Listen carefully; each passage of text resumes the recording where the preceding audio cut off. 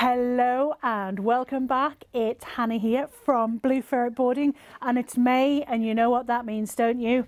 May the 4th be with you, and also with you. This month, and it's all about how to train your Jedi warrior.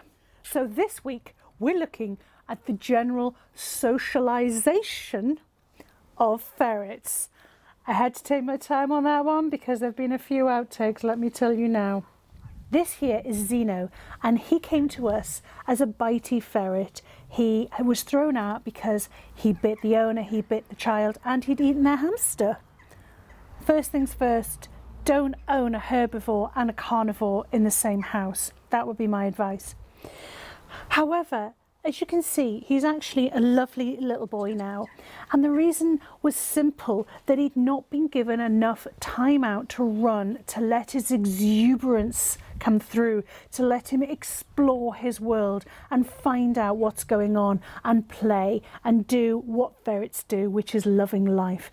He also hadn't been handled, and by handled I mean literally what you see me do in videos, picking them up, stroking them, holding them, swinging them like this, kissing them even, because it's getting them used to being handled literally and being looked after like this, so they know that I'm not going to bite them, I'm not going to do anything nasty to them.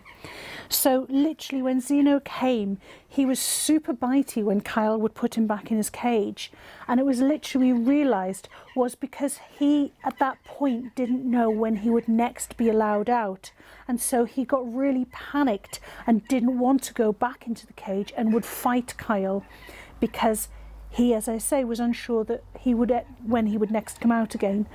After a month or two, and he realised he was coming out every single day for at least an hour, at least, he soon calmed down and realised that this was the way of it and that he would be allowed out, which meant that all of his energy was getting time outside to bounce, to play, and to really work that energy through, and for him to explore his world. And through that as well, in that time out, he was getting handled like this, which meant he got used to it. And now he's a lovely little lad and he doesn't bite at all. And that's what we talk about when we're talking about that idea of general socialization.